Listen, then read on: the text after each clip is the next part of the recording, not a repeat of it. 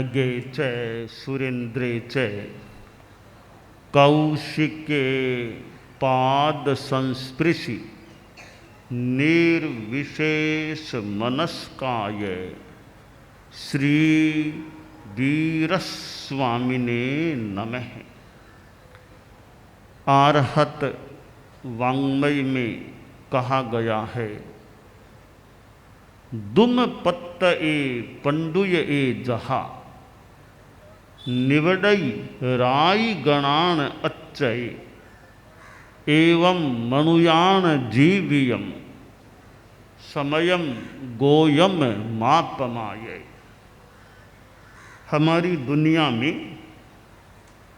नित्यता भी है और अनित्यता भी है। किसी अपेक्षा से दुनिया नित्य है और किसी अपेक्षा से दुनिया अनित्य है।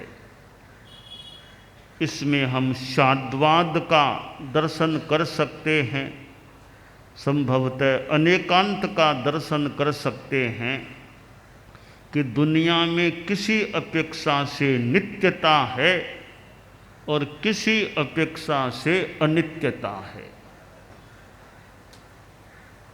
यह जो दुनिया है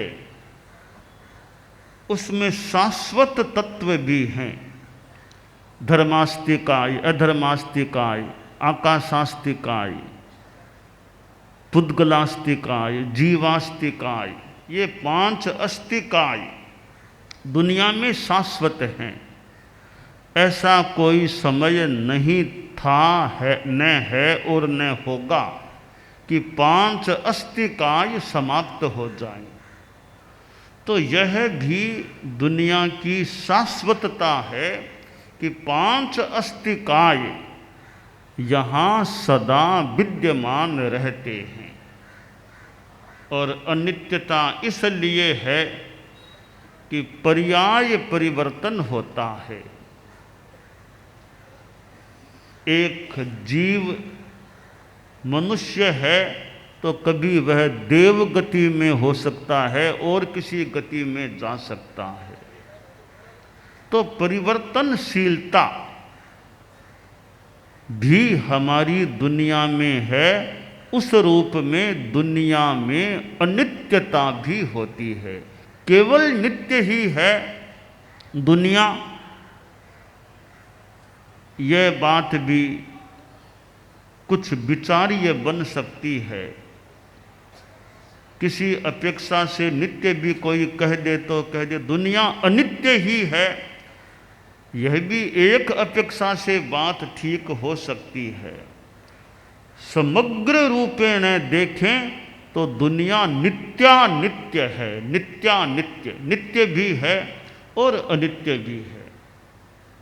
शास्त्रकार ने मनुष्यों के जीवन के बारे में बताया है कि मनुष्यों का जो जीवन है वो वृक्ष के पत्ते के समान है।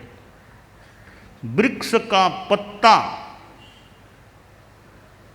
पका हुआ पान गिर जाता है, इसी प्रकार मनुष्यों का जीवन है, वह भी एक दिन समाप्ति को प्राप्त हो जाता है। यह एक स्थिति बताई, एक वस्तु स्थिति बता दी। तो ठीक है, वस्तु स्थिति बता दी कि भी जीवन अनित्य है, जान लिया हमने। अब जानने के बाद करना क्या है, वो खास चीज है।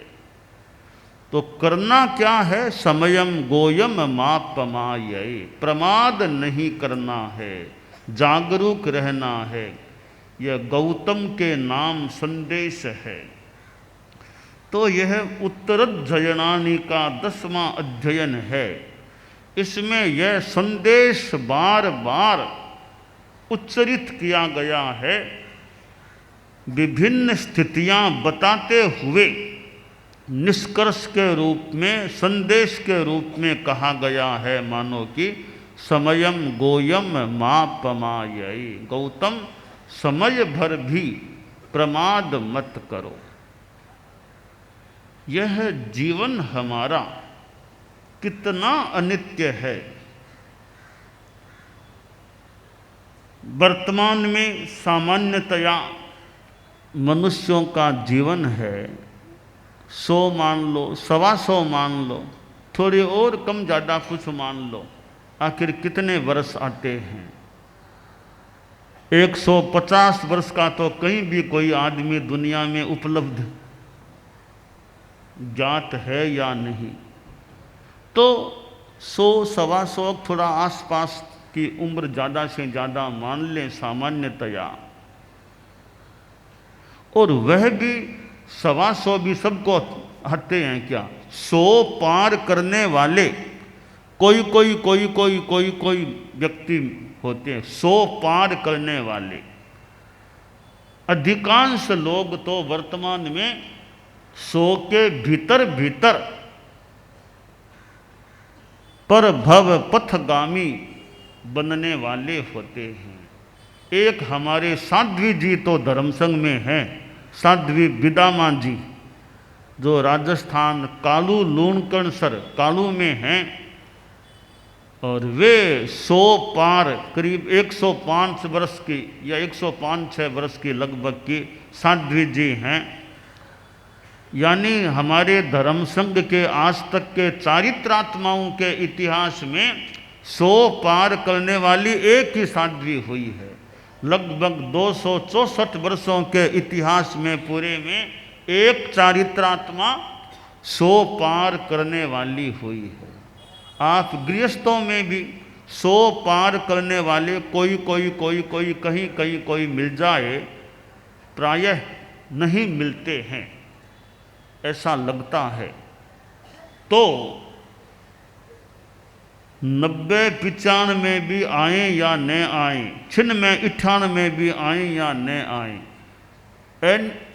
निश्चय भी है कि पता नहीं किसको कितने आएंगे, कब जीवन समाप्त हो जाए। तो यह जो संदेश है समयम गोयम मा पमाये, इस पर हम ध्यान दें कि यह संदेश किस रूप में जीवन में आ सकता है। साधु साध्वियाँ हैं, वे किस रूप में इस संदेश को जीवन में लाने का प्रयास करें, और जो गृहस्थ हैं वे किस रूप में इस संदेश को आत्मसात करने का प्रयास कर सकते हैं। हम चारित्रात्माएं हैं, यानी साधु का जीवन जिन्होंने स्वीकार किया है। अब प्रमाद न हो। प्रमाद 2 प्रकार का होता है। एक तो प्रमाद आश्रव, जो 5 आश्रवों में मिथ्यात्व अव्रत प्रमाद आश्रव, वह प्रमाद है। दूसरा प्रमाद वह हो सकता है जो अशुभ योग के रूप में होता है। तो जो प्रमाद आश्रव है वह भी न रहे, ऐसा भी यथासंभव प्रयास करें कि ज़्यादा से ज़्यादा 7वें गुणस्थान में निवास हो। 6ठे गुणस्थान में संभवतः आना तो होगा ही, लंबा जीवन काल है तो, पर ज़्यादा से ज़्यादा 7वें गुणस्थान में रहना हो, इतनी गहरी अप्रमत्तता हो। जैसे ध्यान में बैठे हैं, गहरे ध्यान में, स्वाध्याय में डूब गए, चिंतन में गहरे चले गए, मन में साधना के बहुत पुष्ट भाव आ गए, तो हो सकता है हम 7वें गुणस्थान में चले जाएं। तो पहली बात है कि जितना संभव हो सके मन में भावना भी रखें कि मेरा प्रवास निवास ज़्यादा से ज़्यादा अप्रमत्त संयत गुणस्थान 7वें गुणस्थान में हो। 8वें 9वें 10वें गुणस्थान की आशा भले यानी संभावना न भी हो, पर सातवां गुणस्थान तो वर्तमान में भी हो सकता है।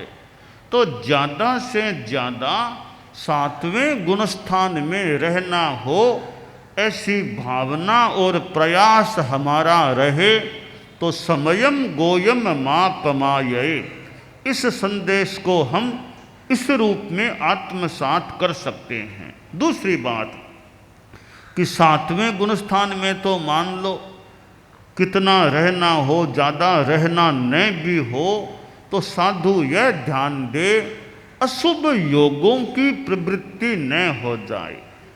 अशुभ योग कैसे हो सकते हैं? साधु के अशुभ योगों में जाना कैसे हो सकता है? अब एक साधु चलता है, पर चलने में इरिया समिति का ध्यान ही नहीं है। चिंटी पैर नीचे आ गई तो आ गई, कोई जागरूकता नहीं है। हरियाली लग गई तो लग गई, दरवाजा खिड़की बंद की, बिना प्रतिलेखन किए, बिना पूंजे ऐसे ही फट बंद कर दिया। कोई अंदर छिपकली आदि कोई है तो उसका क्या होगा? तो जो जागरूकता साधु में होनी चाहिए, उससे साधु दूर हो गया, वो ठीक नहीं। वो जागरूकता रहे। इरिया समिति, भाषा समिति आदि समितियों में प्रतिलेखन प्रतिक्रमण में जागरूकता रहे। प्रतिक्रमण करना है, बीच में बातों में लग गया, हंसी मजाक में दो चार पास बैठ गए, हंसी मजाक में लग गए, प्रतिक्रमण पूरा हुआ ही नहीं, एक मुहूर्त का समय बीत गया, फिर प्रतिक्रमण ऐसे ही छोड़ दिया। तो यह भी प्रमाद हो सकता है। ऐसा प्रमाद न हो जाए। और कोई साधु बैठा है, कोई गृहस्थ आया, मोबाइल फोन आगे कर दिया कि यह देखो, अनावश्यक चीज़ें दिखानी शुरू कर दी, साधु देखने लग गया, तो वह भी प्रमाद हो सकता है। यूँ अनेक रूपों में अशुभ योग रूप प्रमाद। साधु को बात बात में गुस्सा आ गया, गुस्से में बोलना शुरू कर दिया, गुस्से में नहीं बोलने के शब्द बोलने लग गया, तो प्रमाद हो गया। तो यह जो संदेश है गौतम के नाम, समयम गोयम मापमाये, हम सभी मानो गौतम इस रूप में बन जाएं, संदेश को ग्रहण करने का। मानो कि यह संदेश हमारे लिए ही है कि मैं प्रमाद से बचूं। गृहस्थ हैं, वे भी अपने ढंग से जितना प्रमाद से बच सकें वो बचने का प्रयास करें। अब जितना धर्म ध्यान में समय लग सके कि सामायिक होती है या नहीं। 30-35 वर्ष आ गए हैं, 40 आ गए हैं, सप्ताह में एक सामायिक कम से कम होती है या नहीं, या वो भी नहीं होती है। तो उम्र 30-35-40 के हो गए हैं भी, कम से कम सप्ताह में एक सामायिक का तो यथासंभवतया प्रयास करें। कुछ तो धर्म की साधना जुड़े। नवकार मंत्र जो जैन श्रावक हैं, जप रोज होता है या नहीं? यानी रोज तो नहीं करते, कभी कभी करते। अभी कभी कभी क्यों, नवकार मंत्र तो रोज ही जपना चाहिए यथासंभवतया। तो यह भी एक प्रकार से समयम गोयम मापमाये के संदेश को किसी रूप में, किसी अंश में गृहस्थों द्वारा ग्रहण किए जाने की बात है। गृहस्थ है, व्यापार धंधा, कोई ज़्यादा बेईमानी धोखाधड़ी ऐसा तो नहीं होता है। वो होता है तो वो भी एक प्रमाद हो सकता है कि दूसरों को ठगने की चेष्टा है, ग्राहक को ठगने की चेष्टा है। ग्राहक कहीं दुकानदार को ठगने की चेष्टा कर ले तो ठगाई से बचे कि मुझे ठगाई से बचना है। ठगाई से बचना, यह भी समयम गोयम मापमाये के संदेश को किसी रूप में कुछ अंश में आत्मसात करने की बात हो सकती है। कि रात में भोजन है, 11, साढ़े 11, 12 बज गए, अब रात को खाना खाएं। इतनी देरी रात में क्यों करें? कम से कम 12 बजे के बाद तो खाना नहीं खाना, 12 बजे से सूर्योदय तक भोजन नहीं, कोई दवाई पानी को छोड़ दे, उसके सिवाय कुछ भी खाना पीना नहीं हो, यह संकल्प है। तो माने समयम गोयम माँ पमाये एक संदेश को किसी रूप में कुछ अंश में आत्मसात करने की बात हो रही है। नवकारसी हो सकती है तो नवकारसी कर ले। और ये जो बाह्य साधन हैं, ये मोबाइल कंप्यूटर आदि आदि हैं, इनका अनावश्यक उपयोग, दुरुपयोग तो नहीं हो रहा है। अब बैठे लेकर बैठे मोबाइल को और घंटे घंटे बीत गए, इतनी कोई आवश्यक बात नहीं थी, पर वो देखो टाइम बिता दिया। तो भी रात के 12 बज गए, 1 बज गए, अभी तक मोबाइल के साथ ही हो अभी तक, तो उसकी भी अनावश्यक कि 12 बज गए, अब तो मोबाइल के साथ क्या रहना है। तो यो अनेक रूपों में समयम गोयम माँ पमाये, इस संदेश को गृहस्थ भी कुछ सीमा तक किसी रूप में आत्मसात करने का प्रयास कर सकते हैं। नशे का त्याग है या नहीं, जर्दा, गुटकार, फिर ड्रग्स है, ड्रिंकिंग आदि नशीले पदार्थ हैं, उनके सेवन का परित्याग है या नहीं, नॉन वेज का परिहार पूरा सामान्य रूपेण रहता है या नहीं, ये जमीकंद, लहसुन, प्याज आदि चीज़ों का परिहार करने का प्रयास होता है या नहीं। प्रयास होता है, परिहार होता है, लहसुन प्याज आदि का परिहार, और नॉन वेज का तो और ज़्यादा कड़ाई से परिहार, नशीले पदार्थों का परिहार का संकल्प है। तो माने समयम गोयम माँ पमाये का संदेश किसी अंश में गृहस्थों के जीवन में भी समाविष्ट हुआ है। तो ये जो शास्त्रों में वाणियाँ हैं, गृहस्थ भी हिंसा से बचने का कुछ अंशों में प्रयास करें, भी मेरी ओर से किसी को तकलीफ न हो जाए। कबूतर भी बैठे हैं, 50, 40, 60 कबूतर बैठे हैं, चुगा खा रहे हैं, उनके बीच में कोई जाएगा, उनके निकट भी जाएगा तो मानो कबूतर उड़ेंगे, उनके खाना खाने में बाधा पड़ गई, वे भयभीत हो गए, उड़ेंगे तो फड़फड़ करेंगे, वायुकाय की हिंसा। तो हमारे आपके उनके निकट जाने से कितने रूपों में हिंसा या दूसरों को कष्ट हो सकता है, उससे बचे कि रास्ता इधर भी है तो क्यों कबूतरों के निकट जाएं। यूँ अनेक रूपों में हिंसा, दूसरों को कष्ट हो, ऐसे कार्य से बचने का प्रयास किया जा सकता है। साधु संतों का मौका मिले, वाणी सुनने का, प्रवचन सुनने का मौका मिले, धर्मोपदेश का मौका मिले तो उसका लाभ उठाने का प्रयास करें। समय शुभ योगों में बीते। संभवतः आचार्य भिक्षु की बात है, सारांश यह कि किसी से का भी भाग लिया करो संतों के पास सेवा उपासना का। बोला मुझे टाइम नहीं मिलता, टाइम नहीं मिलता मुझे। तो स्वामी जी ने कहा भी दिन भर में कभी तो टाइम थोड़ा बहुत मिलता होगा, मैं थोड़ा अपनी भाषा में बात का सार बता रहा हूँ। तो वो बोला और तो नहीं मिलता, सुबह कुरला दातुन करता हूँ तब कोई थोड़ा सा समय भले मिले, और टाइम नहीं मिलता। तो स्वामी जी उसके सुबह के समय उसके पास पधार गए। तो आप कैसे पधारे, तुमने कहा था ना कि कुरला दातुन करता हूँ तब थोड़ा समय भले मिले, और नहीं मिलता, तो मैं अभी आ गया तुमको धर्म की कोई बात सुना दूं, मैं खुद यहाँ आ गया हूँ। वह बोला बाप जी मैं खुद आपके पास आ जाया करूँगा, आपने कृपा की, अब मैं आ जाया करूँगा। तो थोड़ा आदमी ध्यान दे, टाइम ठीक है नहीं मिलता, आदमी थोड़ा टाइम पर ध्यान दे, किसी को भी तकलीफ नहीं पड़े। क्यों पड़े, अब किसी आदमी के फ्रैक्चर हो गया, अब 21 दिन कितने दिन का विश्राम करना पड़ेगा, टाइम मिला या नहीं मिला, ऐसे टाइम नहीं मिलता, अब टाइम निकालना पड़ा ना। ऐसा किसी के हो भी क्यों, तो वो तो मजबूरी में हम जानबूझ के टाइम निकालने की चेष्टा करें कि 24 घंटे मिलते हैं तो कुछ समय धर्म की साधना के लिए लगाने का प्रयास करें।